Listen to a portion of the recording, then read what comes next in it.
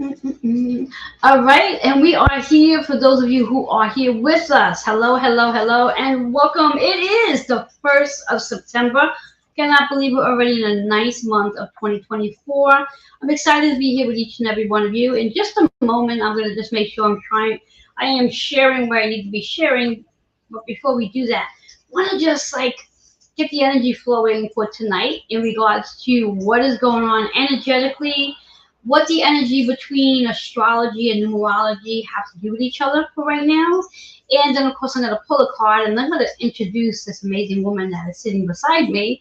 I'm going to dive right in and just start off by saying, welcome, September.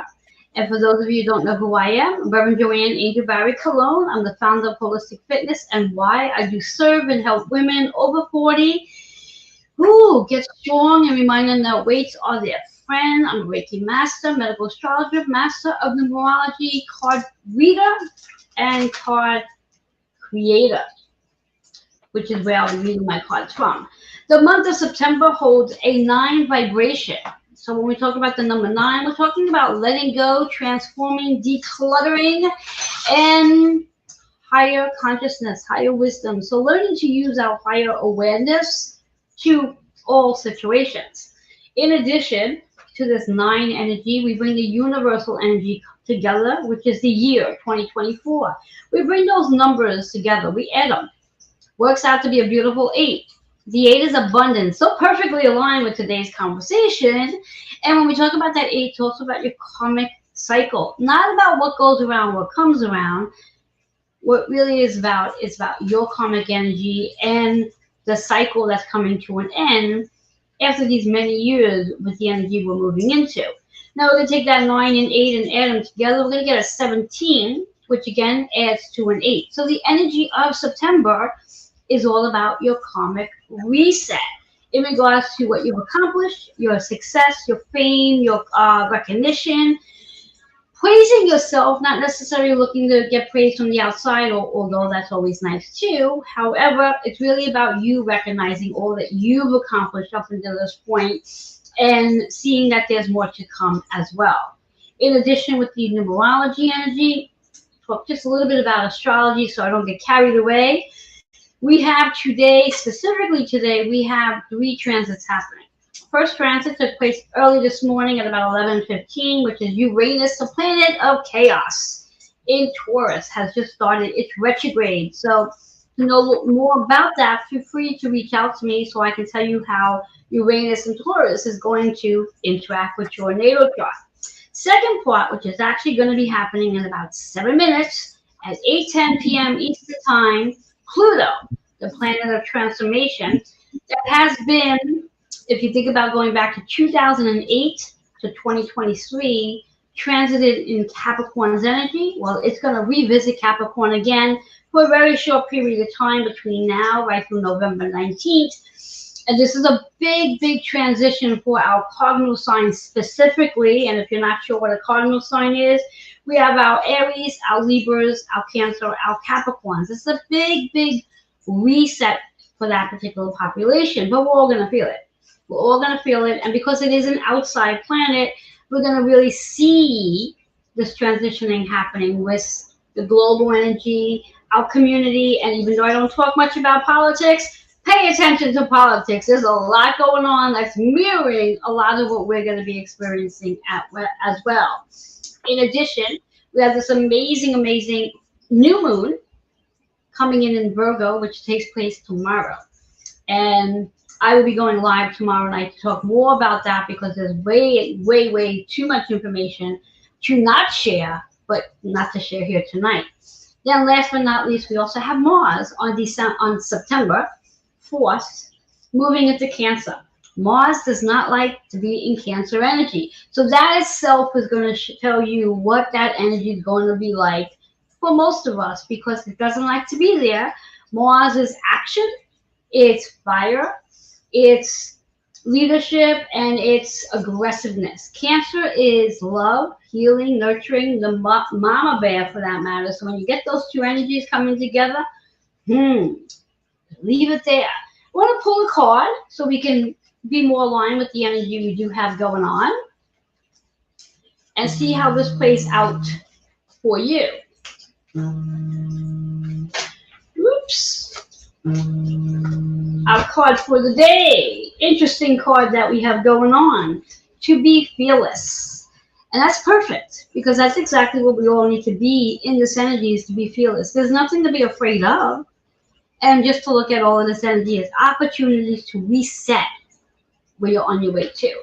The chakra here is the sacral energy. So this is about stepping into your desires and allowing your creativity to open up and to guide you through the next remaining of 2024. 7-8 works out to be a 6. So this is a perfect time to reset your physical body, reset your nervous system, reset your calibration with your chakra system, and take care of your physical body as well. Healing, healing, healing, healing. So that's our card for today. And there you have it. So now that I've had a chance to just share a little energy with each and every one of you, I want to just make sure I'm strolling where I need to be, and then I'm going to introduce a beautiful woman sitting beside me. So I'm just going to make sure we are where we need to be. And we're right there on chakra system, and love it. We are on Facebook right now, and we are also streaming on YouTube. So those who are watching on YouTube, let me know that you are there by hitting the thumbs up button. And those who are here with me right now on Facebook, hello, hello, hello to everybody who is here.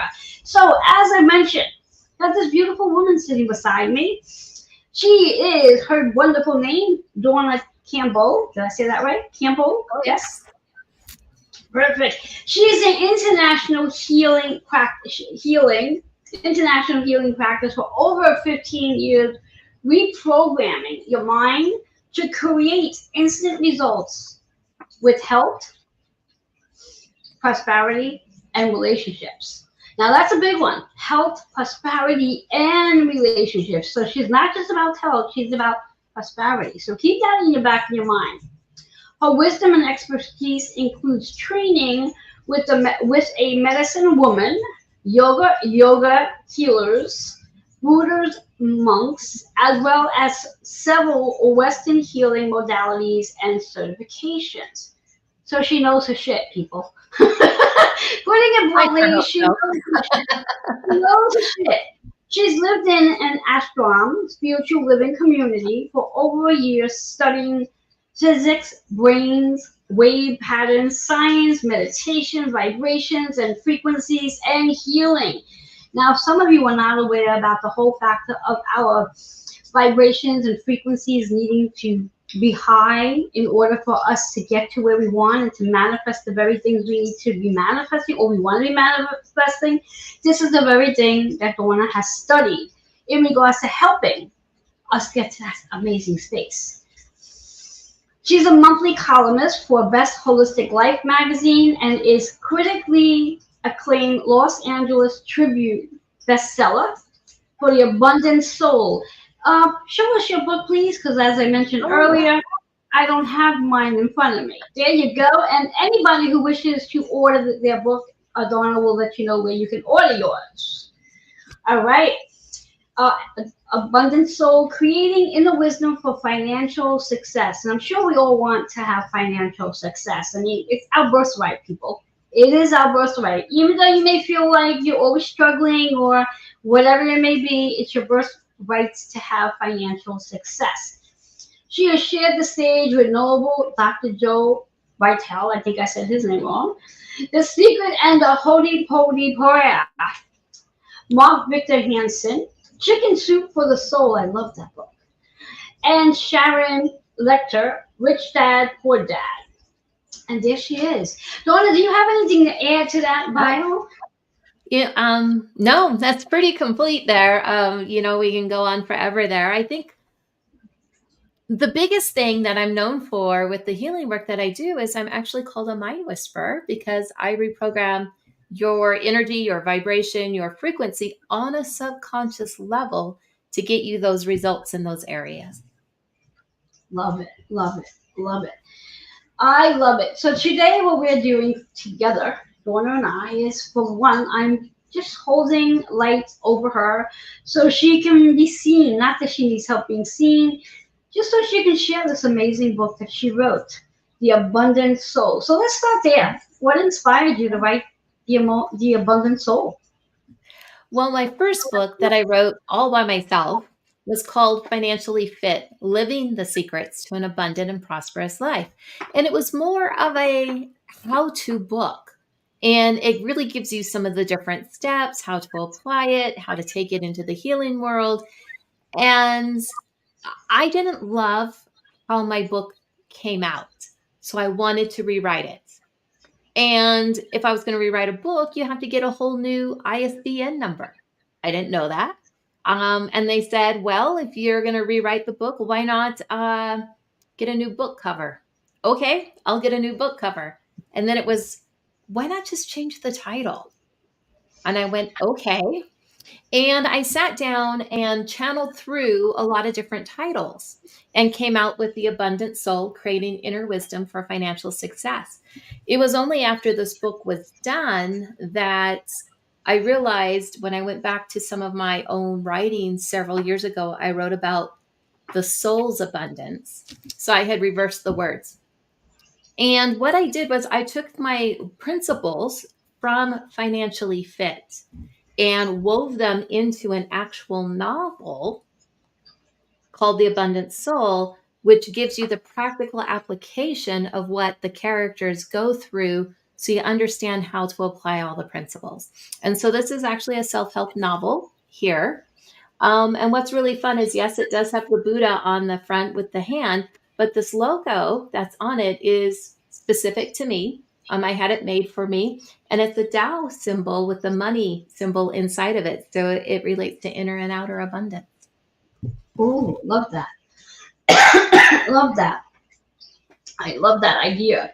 Now, how does the Abundant Soul guide readers in understanding and unlocking their soul's true potential? Yeah, it follows the storyline of our character, Crystal, who, when you first start reading the book, she goes through a very traumatic event in her life. And she, a woman climbing the corporate ladder and just wasn't living her life fulfilled.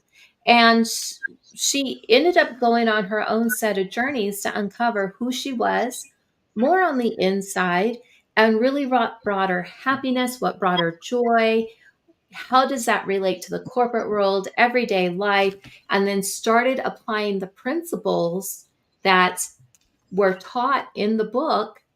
And then, because she's been doing that, her life improves over the year journey this book takes.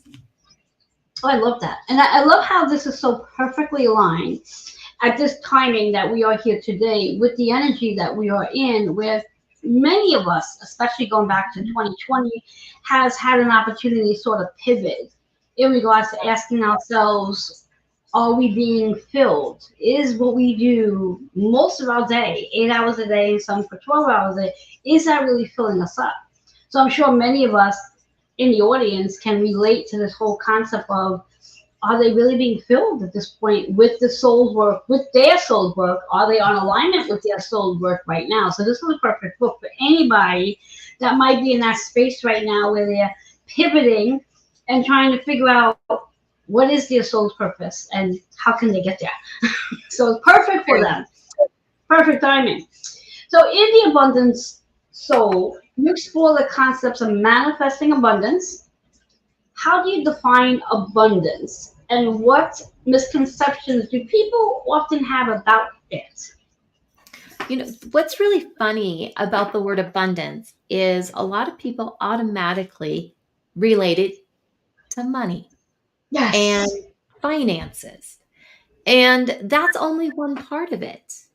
Abundance is every aspect of your life, not just one. And if you only think abundance is about money, you are already limiting yourself. Absolutely 100% right there. So abundance could be having, abundant food, abundant housing. You can have an abundance of clothes. You can have abundant health. And so it's really all aspects of life that way. True story, funny story. I was working for a founder for a healing modality here in Montana. And the summer classes, we would work 8, 9, 10, 12 hours a day.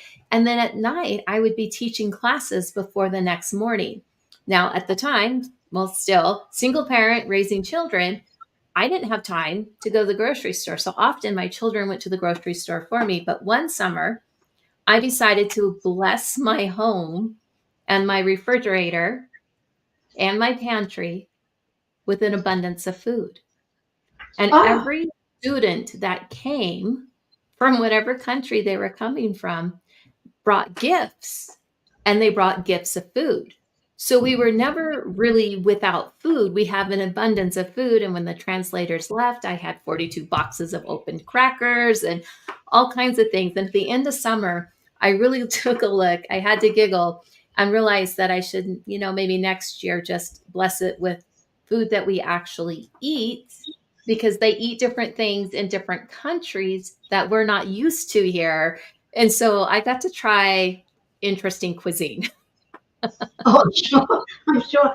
And I just love the whole principle of how you went and filled your refrigerator with abundance of food. Yeah. And that energy created that effect of more people bringing abundance of food. It's just so interesting energetically. It's not, I'm not sure if you sent a memo out to everybody to bring their own favorite dish or not. It's Nope. just so telepathically how things just work so nicely because you chose to fill your refrigerator, not empty. It's interesting. I should say that because I look at my refrigerator. I'm like, think I need to fill it up some more. There's food in there, but it's Just not bless filled. it. There's enough in there, just not completely full. Anyway, so I love that whole concept, that story, and yeah, it is true that people do get confused with the word abundance, thinking that's just really related to money and not related to everything. And everybody may have a different concept to where they do want that abundance. I mean, they may. It's one thing to have the unlimited source, so we're not limiting ourselves to one thing, but to be open and say, well, I would like to have, maybe not use the word more, and maybe who knows, more here because I have plenty here. Yeah. If that makes sense. Absolutely. Yeah. Absolutely. And plenty is the perfect word to use because it's more than enough. It's plentiful. And because it's plentiful, then you have the opportunity to share in the plenty with others if you Yeah. so choose. Yes, exactly. Exactly. I love this next question that I'm going to ask. What role do timelines and dimensions play in the manifestation techniques you discussed in the abundant soul? That is a great question because every time we make a major decision between two different pathways, we shift and change our timeline or the dimension that we are in. So, throughout the entire story, our main character, Crystal, was faced with different choices. One of the choices was about going on a particular retreat. Now, in the book, she chooses to go on the retreat, but and that shifted and changed her timeline, what she learned, who she was becoming. And had she chose not to, for example, her path would have taken a whole different path in that. So anytime there's a major decision, not am I going to have, cornflakes or Cheerios for breakfast? Every time there's a major decision, do I help person A? Do I help person B? Am I called for this event or am I going to stay home? Every time you make a decision, it shifts and changes the timeline and the outward reality to how people relate back to you. Now, would that hold true for, let's say, someone gets an invitation to do something that has a monetary cost to it? Mhm. Does that hold the same energy in reference to that choice to either do I want to do this, even though in the back of their mind they're like, oh, I don't have the finances to really do this, or if they choose because they don't have the finances that they stay where they are? Does that hold true for the same? It does. And you got to take a look at the question without taking finances into consideration. Because if the money was there, would you still go do it or not? If the money was there, would you stay home? So it's the same thing. So whether the money is there or not, in making that choice and decision is a bit irrelevant, because if you're meant to do that and you were meant and it was in alignment with your soul's purpose and you were supposed to go do that, the money will show up. It does each and every time. And if Yes. it wasn't meant, then it makes the decision a little bit easier if it's based on finances that way. But most definitely, because if you're meant to do it, and if it's in alignment with your soul's purpose and mission and everything about you, if that's a part of it, it will align and you will be there. Yes. Yeah, I have a belief where if an invitation shows up at my door or my cell phone, my email, wherever it shows up these days, then that's the universe knocking. And that's the universe knocking to let me know that this is an invitation. It's presenting itself. And this is something that's in alignment to what it is I'm supposed to do next, which is why it came knocking at my door. So for me, it's not even about, well, let's put aside the finances. Let's recognize that this invitation showed up and I have to say yes. I have to say yes.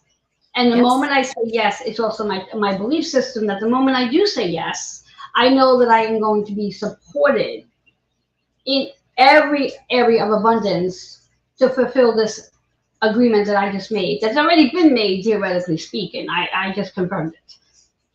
Absolutely. Yes. You're absolutely right there.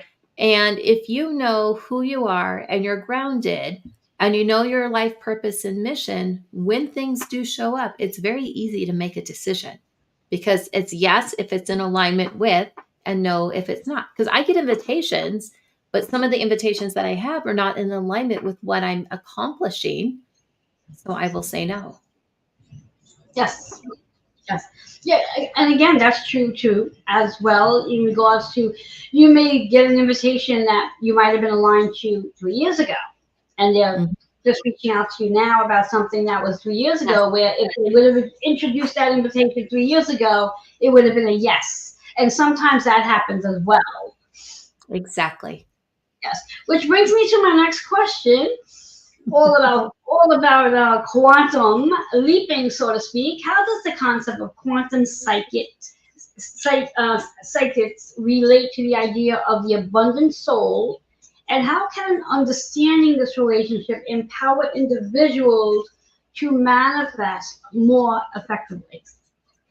So I think one of the things we have to understand when we're thinking about quantum leaping is that there's an alignment process that you go through. And in order for you to quantum leap farther than what you would be if you didn't go through an alignment process. So oftentimes we will think things like, I'm rich and abundant, but yet in the subconscious, in that 95% of us, we feel less than, who am I? I'm not worthy, imposter syndrome. Oh, I'm going to doubt this. But when this comes into an alignment with your thoughts, and I'm rich and abundant, and you feel rich and abundant, what happens is that block isn't there, and you literally quantum leap over into that new reality, and then you're living, or you're in a whole different paradigm when that happens. And it's like you're just walking down the street, and the next thing you know, something shows up, and you're like, huh, magic. Okay. Because you literally quantum leaped into that next time dimension space. Yes, that's one of my favorite words, magic. It's like I use it all the time in regards to, we refer to it, everything we're speaking of right now, many refer to as the woo-woo. This is all woo-woo stuff, most people. And in honesty of it all, this is beyond woo-woo. This is the new age energy that we're really moving into. We really have to take that title, the woo-woo, out of it, because it's not woo-woo. And it is magic that we do have within us, that we're capable to do the very thing that Dawn was saying about quantum leaping, recognizing like, oh, wait a minute. I am now living the very thing I was just thinking, I'm living it now. Like, Yes, how on earth did that happen? Magic. magic. Magic. And you know what? The woo is back.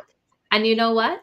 Science supports it. And I can show you so much documentation and so many different books from physics and quantum physics and all of the different arenas. So the woo is back. Yes, yes. The woo is definitely back. We all have that little witch inside of us that can very well do this for and quantum leap into the lives that we're dreaming of, that we're wishing of, that we're hoping for. We can very much bring into the reality. So our next big question. In your book, how do you integrate healing practice with the process of manifesting abundance? Can you give examples of how healing is essential to achieving your abundance? Yes, absolutely. And it goes back to that alignment process. And when you think those thoughts, I'm rich and abundant, but you don't feel it on the inside, that's the key feeling and emotion. And so we are vibrational beings. Energy runs up and down our body electrically, in and out magnetically. It creates your energy field or your aura, which is measured by science. And then the space in between is like plasma. So if you study scalar energy, it can be a form of scalar energy within us to create. So what happens is that key is understanding the emotions, the feelings, and what vibrations those are. And when you have that understanding, you have the power to shift and change it, and then increase in vibration, increase in energy, change and shift that feeling to start getting those instantaneous results that you're looking for. So, how does that apply here within the book of the Abundant Soul? Well, there's several scenes that the main character Crystal goes through where those fears, those doubts, those disbeliefs start creeping in. And sometimes she has to drive, like most of us. And she has to stop and integrate the technique that she learned from Sita, who becomes a mentor to her, that a person she meets at the Flower District, to really overcome that, to go into that alignment process to make it home safely, or to make it to the next event, or to, when you're looking at paying all of your bills. And so it's a constant test for her throughout the book to apply the principles to actually realign. I love that. I love that. A thought that came into my mind as you were saying all that you said in regards to the healing practice and manifesting abundance. Now, just based on my own philosophies, the people we hang out with, does that hinder us or benefit us in regards to the energies that they hold? So if someone is living an abundance life and focusing and speaking on their abundance and bringing out that energy, ideally I would think that would also, because we are energetic beings, that I would feed off of the energy that they have. Now, vice versa, if someone is down and out and focus on all the things that's not working for them and I'm around that energy, does that also affect my energy and that ability for me to be in that higher frequency to attract the very things I'm looking to attract? So if you can speak on that a little bit. Absolutely. The answer is yes to both. And here's how it works. We are magnetically attracted to people in our lives, not just for the positive qualities that we each have, but also for the negative qualities that we have. And if you find yourself in a group of people, you should energetically be matched vibrationally. But let's say you're up here and you're in a little bit higher frequency and your friends are down here. And if this is where their baseline is and you're trying to stay up here, what will happen is over time, you will sink back down to their level until you readjust. If it's one on one, as a healer, our job is to raise people up to a higher vibration so we don't meet them at the lower quality. But if you're hanging around people and you're down here and they're up here, because the power of the force it will allow you to rise up to meet them where you are at. So the both is true.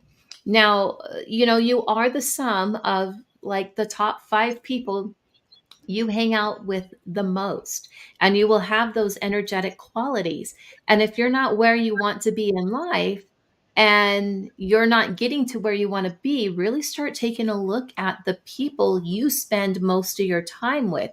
Because if you've been hanging out with broke brother-in-law, for example, and they're all in that poverty mindset, you're not going to get ahead to live a life of abundance, because it's going to keep you in that lack and that poverty mindset.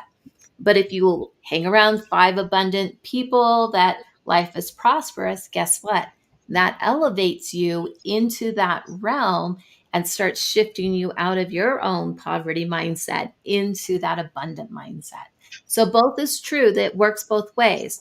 Whatever signals you're sending out to the universe, no matter what the frequency is what's magnetically drawing back to you 24/7. So you can be happy, happy, happy, worried, happy, happy, happy. Well, guess what? The universe is going to return happy, happy, happy, happy. A moment of worry, happy, happy, happy, happy. It's going to happen because we're radio antennas and receivers. Yes.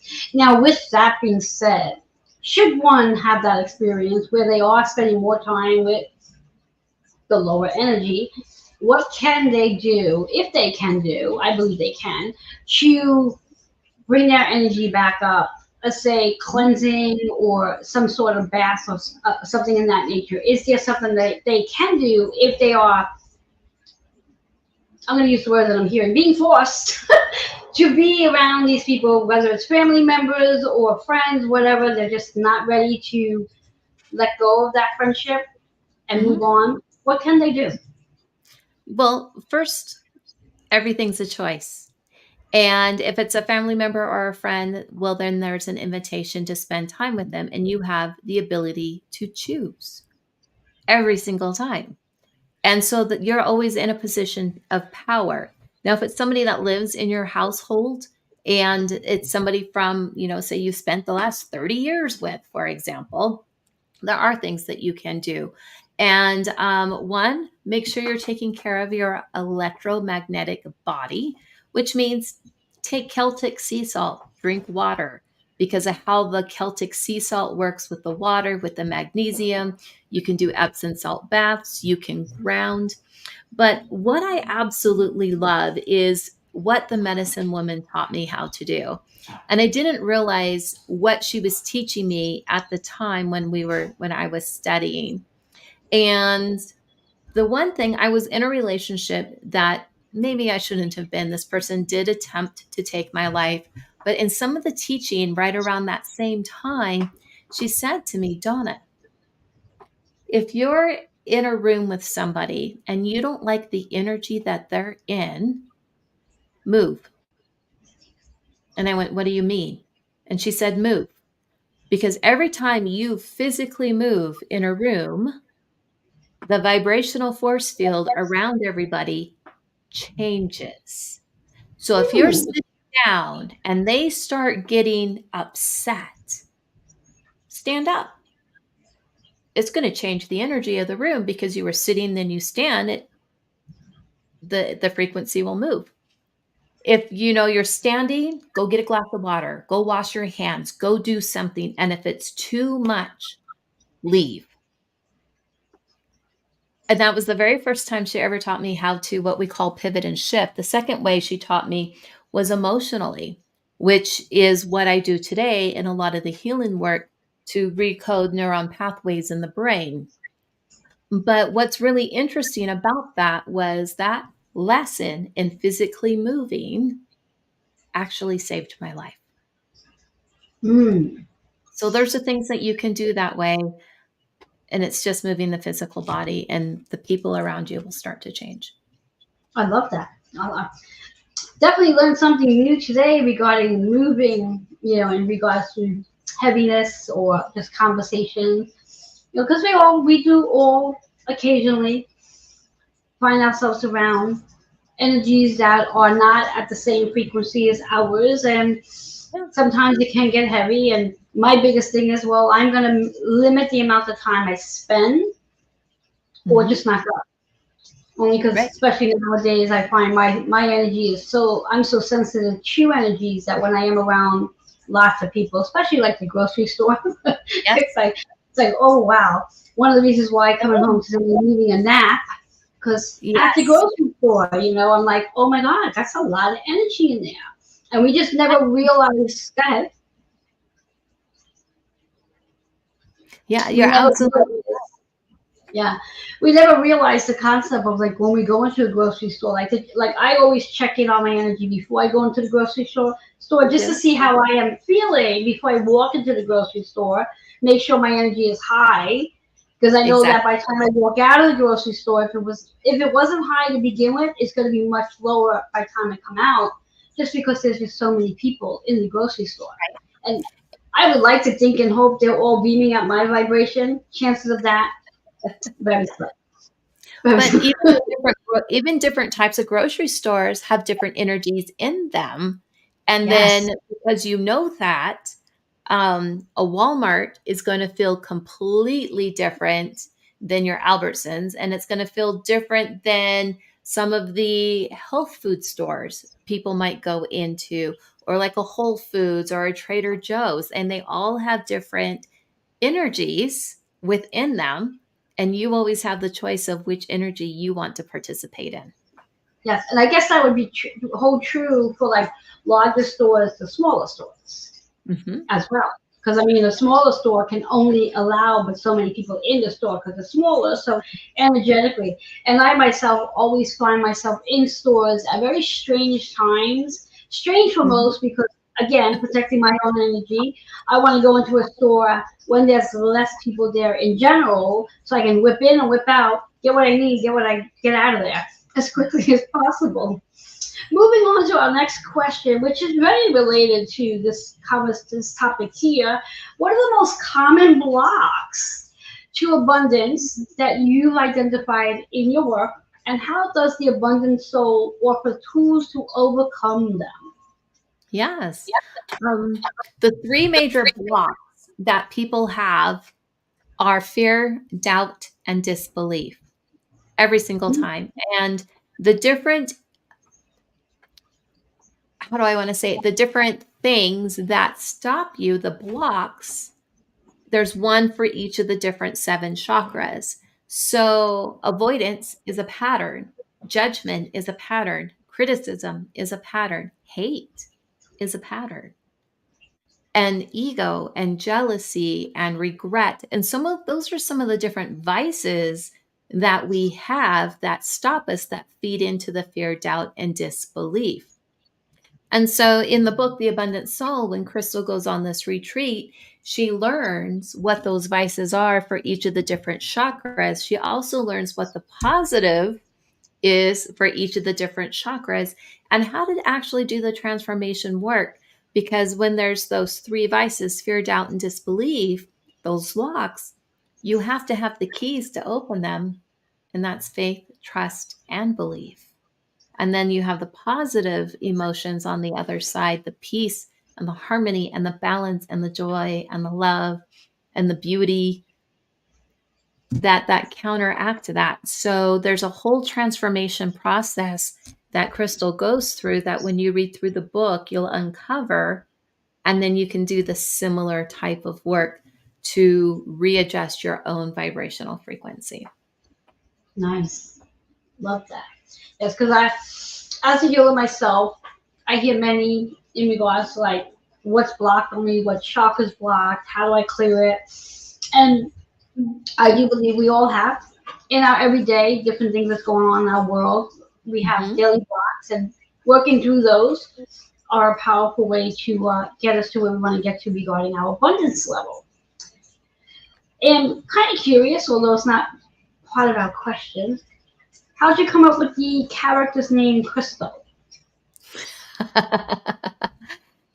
That's a great name, or great question there.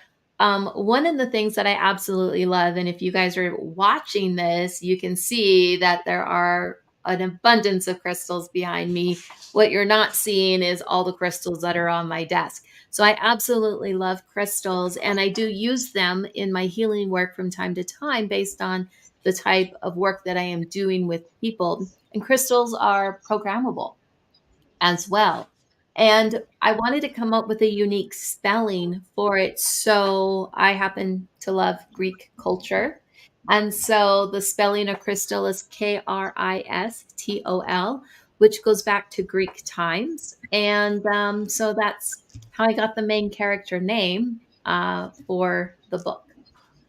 I love that.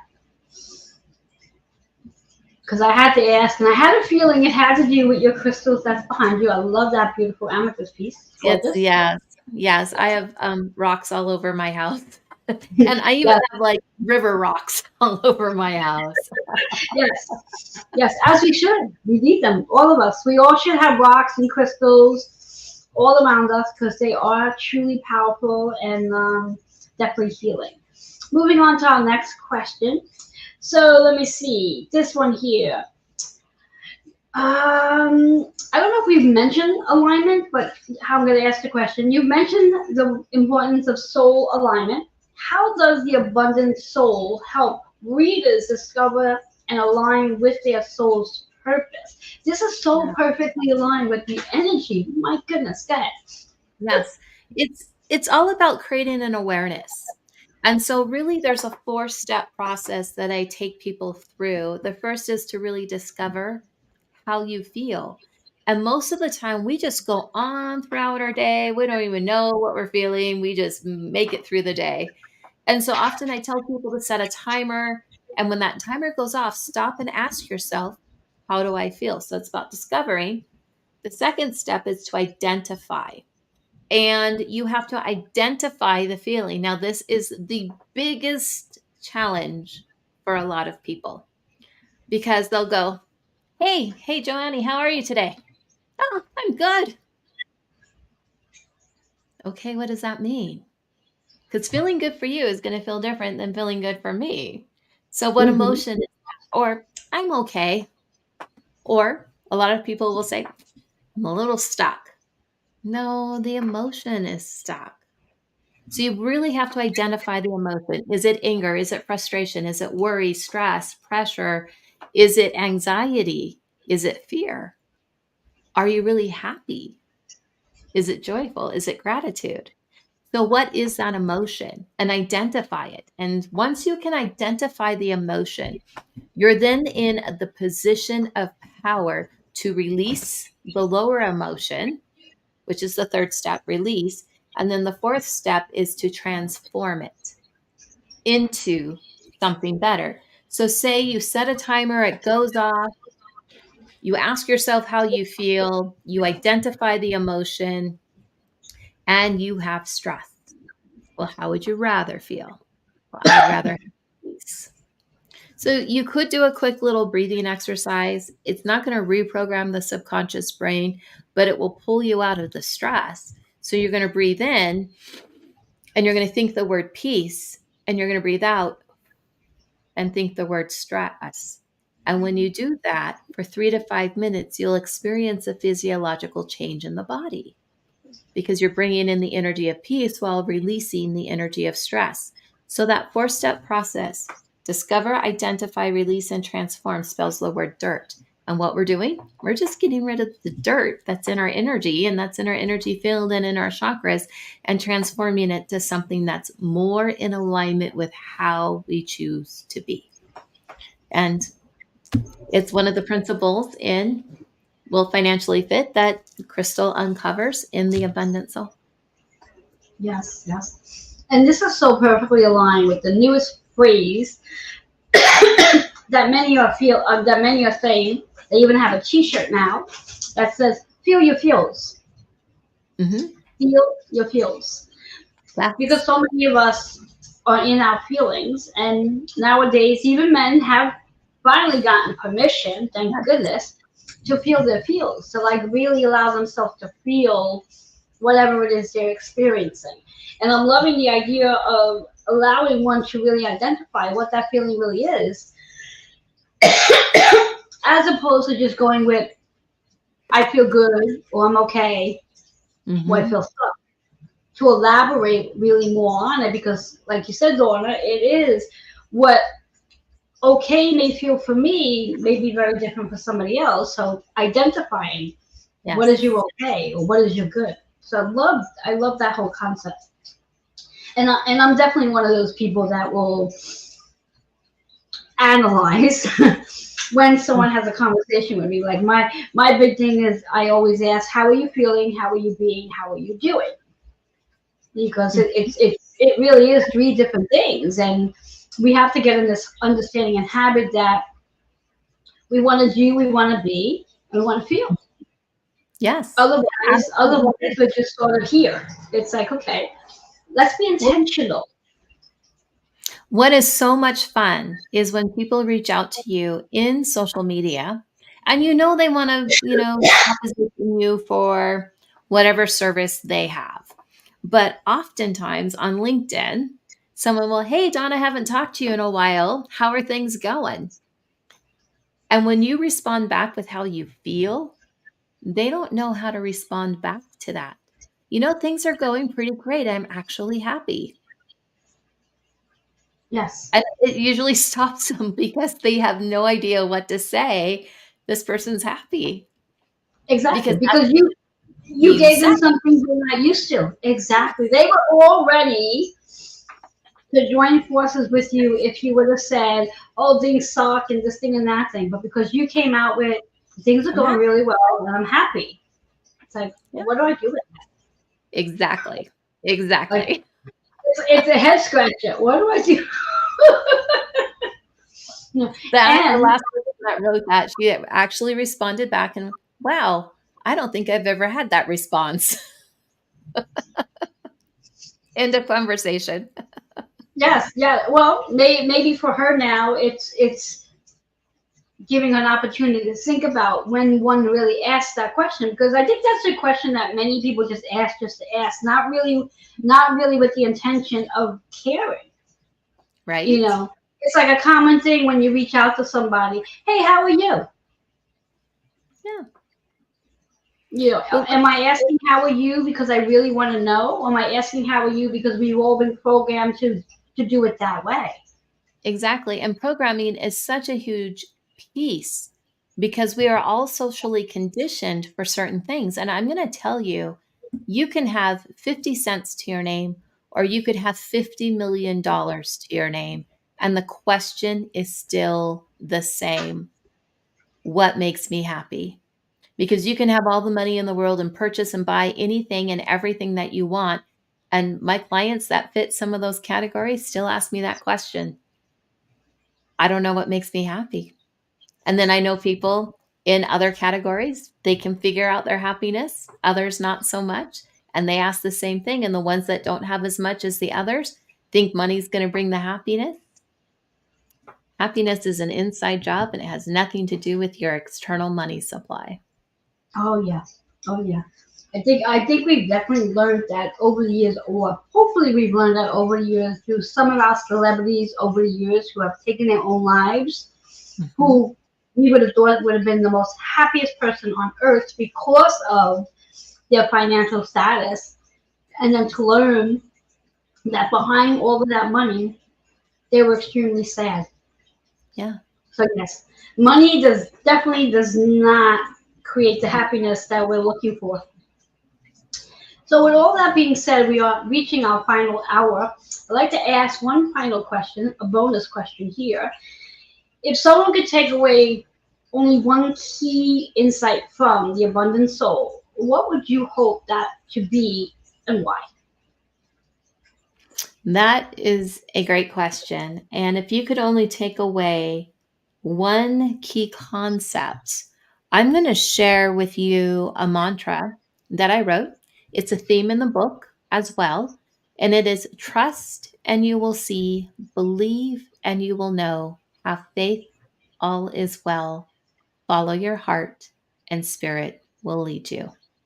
And if you can practice that, the faith, the trust, the belief, and following what's truly in your own heart space, you are truly going to live an abundant and prosperous life.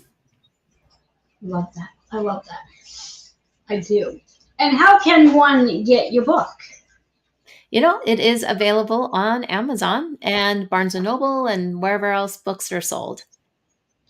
Love that.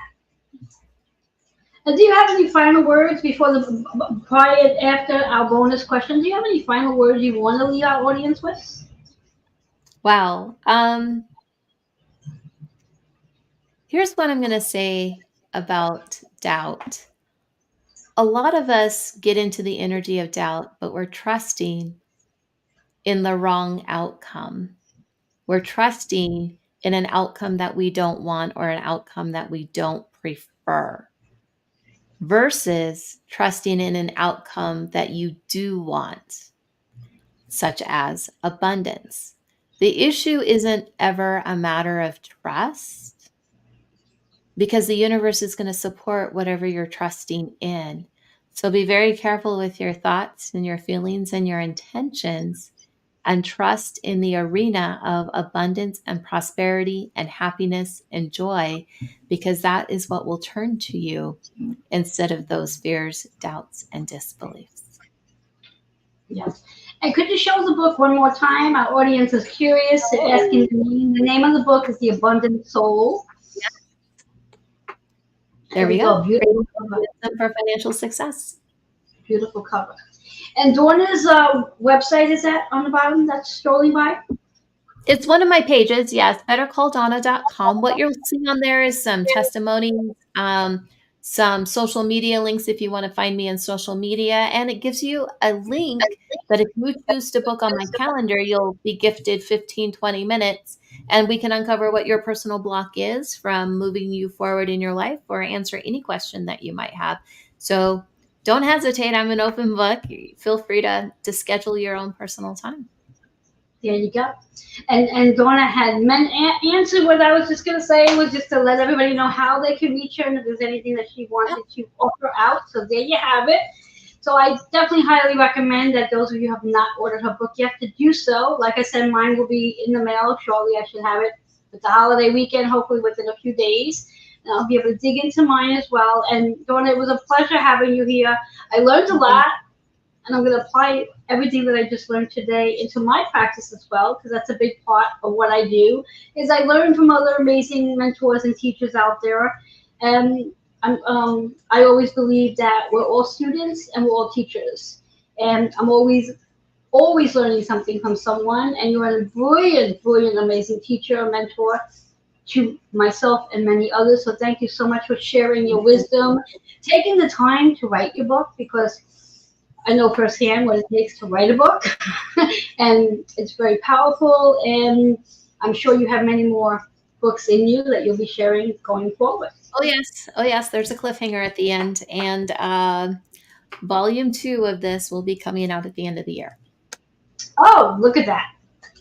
Very good. So, applause to Donna. Thank you so much again for being here with us. And everyone who's watching this evening, sharing your Sunday night with us. I appreciate your time and energy, because Lord knows you probably could be doing something else, like maybe sleeping. Although it's still quite early where I am, just about almost 9 p.m. Eastern time. Everybody have yourself an amazing night until we all meet again on the other side. Bye-bye for now.